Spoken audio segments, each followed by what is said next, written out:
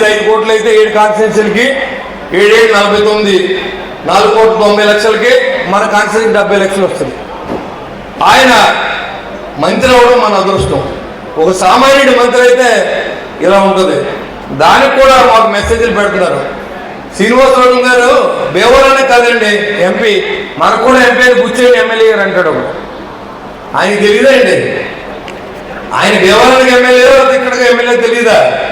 కొన్ని జరుగుతూ ఉంటాయి. ఈ కాన్స్టిట్యున్సీ కూడా ఆయన 2 కోట్ల రూపాయలు సిఎస్ఆర్ ఫండ్తో అక్కడ మొన్న కూడా చూసారు, మీ డయాలసిస్ సెంటర్ని ఓపెన్ చేసుకున్నాం మనం. విప్పర్లు గడపడం రోడ్డుకి విప్పర్కి నేను నిధులు తెచ్చి ఆయన ఇచ్చిన నిధులతో 50 లక్షల రూపాయలతో గడపడానికి మనం రోడ్లు వేసాం. అది కూడా మీకు తెలుసు. అన్ని కనెక్టివిటీ రోడ్లు వేసాం, ఒక మేనవల్లు తప్ప. నా దురదృష్టం ఏంటంటే అది ఆర్ఎన్బీలు ఉండిపోయింది, దాంట్లో నిధులు లేవు. రాబోయే రోజుల్లో ఖచ్చితంగా అన్ని లింక్ రోడ్లు కూడా వేస్తాం. రాసి పెట్టుకోండి మీరు. 10 కోట్ల పైన నేను మళ్ళీ తీసుకొస్తాను. మీరు ఎస్టిమేట్ అయితే ఉండే 10 గ్రామంలో రైతు ఇబ్బంది పడుతూ ఉన్నాడు. 10 గ్రామంలో ఒక దాడి మొత్తం బయటికి రావాలంటే 10 రూపాయల నుంచి 15 రూపాయలు ఖర్చు పెడుతూ ఉన్నారు. కాబట్టి మార్కెట్ యార్డ్లో డబ్బులు లేవు కాబట్టి ఉన్నది ధర్మకథకి వెళ్ళిపోతుంది. కాబట్టి ఈ డబ్బుల్ని పంచాయతీరాజ్కి తెచ్చి అన్ని లింక్ రోడ్లు వేసే బాధ్యతని తీసుకుంటారో ఎవరు కంగారు పడాల్సిన అవసరం లేదని కూడా తెలియజేస్తాం. ఈ 2 సంవత్సరాలు మనం బయట రోడ్లు బయట రావడానికి అన్ని వాడాం. వచ్చి 3 సంవత్సరాలు అన్ని విలేజ్లు కూడా అన్ని మౌలిక సదుపాయాలు తీర్చే వెళ్తామని చెప్పి కూడా మీకు తెలియజేస్తా ఉన్నా. అదేవిధంగా ఇవాళ శ్రీనివాసవరం గారు తాడిగూడెం రైల్వే స్టేషన్కి 40 కోట్ల రూపాయలని శాంక్షన్ చేయించారు. రైల్వే స్టేషన్ గూడ్ షెడ్ దానికి 8 కోట్ల రూపాయలు శాంక్షన్ చేయించారు. గూడ్ షెడ్ నుంచి మెయిన్ రోడ్డుకి వచ్చే రోడ్డు కూడా 8 కోట్లు శాంక్షన్ చేయించారు. గతిశక్తిలో భాగంగా 260 కోట్లు శాంక్షన్ చేయించారు. 6 గేట్లు శాంక్షన్ చేయించారు.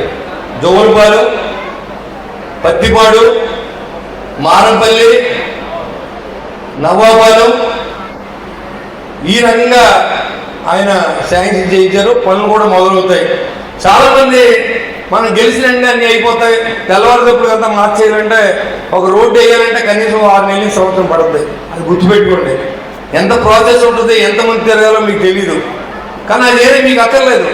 ఓ మాట ఉంటే ఆడేదవా ఈడేదవా అని మాట్లాడుతుంది తప్ప వీడు ఎంత కష్టపడతాడని ఏ రోజు కూడా ఆలోచించరు మీరు.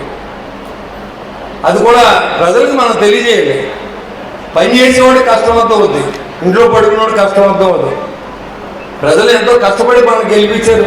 ఈ ఓటు వేయడానికి 3 లక్షలు ఖర్చు పెట్టి విమాన టికెట్లు పెట్టుకుని వచ్చి అమెరికా నుంచి ఓట్లు వేసారు నాకు. అంటే మన ఊరు బాగుపడితే వాళ్ళు వచ్చారు. నేను కూడా మన ఊరు బాగుపడితేనే పనిచేస్తా ఉన్నా. నా సొంతం కోసం నేను పని చేయట్లా, నాకేం అక్కర్లా. నేను సంపాదించే నాకేం పెద్ద ఇబ్బంది, డబ్బుతో పని లేదు నాకు.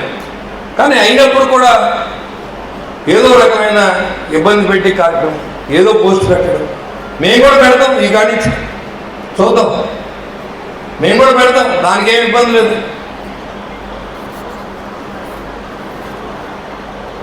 ఈరోజు పోతే గౌరవ ముఖ్యమంత్రి గారి చేతుల మీదుగా 3 గంటలకే అన్నదాత సుఖీభవ వారి రైతుల ఖాతాలోకి ఇవాళ డబ్బులు ట్రాన్స్ఫర్ అవుతాయి.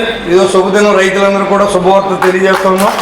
ఈరోజే ముఖ్యమంత్రి గారు 3 గంటలకే అన్నదాత సుఖీభవ ప్రారంభమవుతుంది. కాబట్టి మీ అందరూ కూడా రైతు సోదరులకు తెలియజేయండి. అదేవిధంగా మన ప్రభుత్వం రాకముందు 5 సంవత్సరాలు రైతు దాన్ని పండిస్తే ఎక్కడ తోలాలో తెలియదు. అలాంటిది ఇవాళ కూటమి ప్రభుత్వం వచ్చిన తర్వాత దాని కేంద్రాలకు గర్భిణీ స్త్రీలకు తల్లి బిడ్డలకు ఆరోగ్యకరమైనటువంటి ఆహారం అందించాలనేటువంటి ఉద్దేశంతో నీ ప్రభుత్వంలో 1 రూపాయి కూడా సంబంధం లేకుండా నేరుగా అన్నదాత కేంద్రానికి నిధులు వస్తే 100 రూపాయలకు 100 గ్రాములు కోడిగుడ్డు ఇవ్వాల్సినటువంటి నిబంధన ఉంటే దానికి 50 గ్రాములు కోడికి ఇచ్చి కాంట్రాక్ట్తో కుమ్మక్కాయి 50 గ్రాముల కోడిగుడ్డు నువ్వు తినేసి ఆ 50 గ్రాముల కోడిగుడ్డు మీద నీ అందమైన ముఖాన్ని నేర్చుకుని నువ్వు ఇచ్చినటువంటి వాస్తవం కాదు. అసలు కోడిగుడ్డు మీద నీ బొమ్మ వేసుకోవాలని ఆలోచన నీకు ఎలా వచ్చిందన్నాడు. సరే పాస్బుక్ మీద దెబ్బలు పడ్డాం, పాస్బుక్ మీద దెబ్బలు పడ్డాం. అసలు ఈ ఆలోచన కోడిగుడ్డు మీద బొమ్మ వేసుకోవాలి. ఆ గుడ్డుకి వీడికి సంబంధం ఏంటంటే కాబట్టి దరిద్ర ఆలోచన వచ్చినాయి కాబట్టి ప్రజలు నిన్ను చేదరించారు. కేవలం 11 స్థానాలకు పరిమితం చేశారు. ఒక నిర్మాణమైనటువంటి సలహాలు ఇవ్వడానికి ప్రయత్నం చేయ ప్రభుత్వాన్ని. రాష్ట్రంలో జగన్ ట్యాక్స్ లేదు, ఇవాళ తాడేపల్లిగూడెంలో కే ట్యాక్స్ లేదు. మనం చూసాం గతంలో ట్యాక్సులు ఇక్కడ. ఇవాళ ప్రజలు ఆనందంగా ఉన్నారు.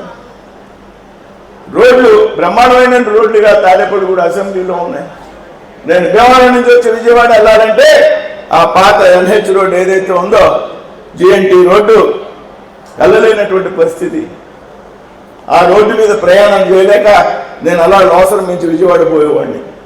మీ శాసనసభ్యులు ఎన్నికయ్యాక డబ్బులున్నా రాకపోయినా ప్రభుత్వం డబ్బులు లేటుగా ఇచ్చినా సరే ముందు నా సొంత డబ్బులతో ఈ పని చేయాలని చేయించినటువంటి వ్యక్తి మీరు శాసనసభ్యులు.